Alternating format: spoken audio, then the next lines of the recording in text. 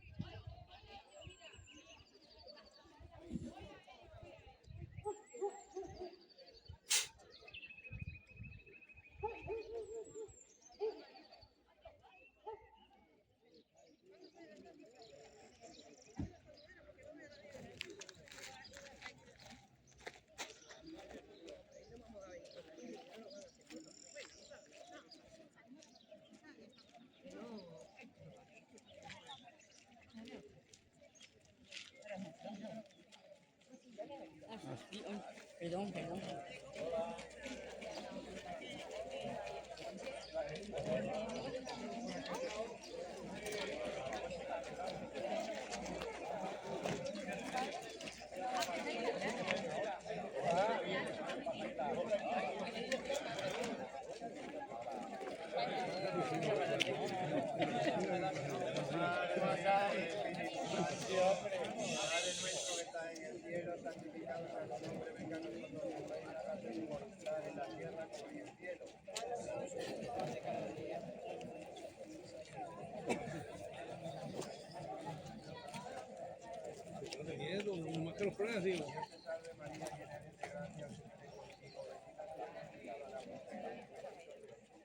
¡Viva el Niño Jesús! ¡Viva San Isidro! ¡Viva! Luego a las 2 empiezo con ella. Ahí 5 Y un poquito de jamón, ¿no? Un poco de Hombre, no, jamón, eso no hace falta panceta, ¿sabes lo que nos han traído hoy? No hace falta decirlo. Huevo y migas. Huevo y migas. Estos se han empeñado en traer migas hoy. O sea que estáis un poquito light hoy. Pero lleva la panceta, la amiga lleva panceta. Sí, panceta y Pero no chorizo. echen chorizo que entra mucho ardor de estómago luego. Bueno, que yo te diga. Ya somos muy mayores y nos tenemos que cuidar. Se quita con un par de traguitos de vino, se va el ardor. Un poco de vino quedamos Vino todos y- aviados. Y un poquito de Mau también. Por la propaganda del Mau. Palabra del Señor, gloria a ti. Pues con esta alegría de la Pascua que nos describe levantado a aquellos que aquel primer año decidieron hacer la romería, pues hoy no estaríamos aquí, ¿no?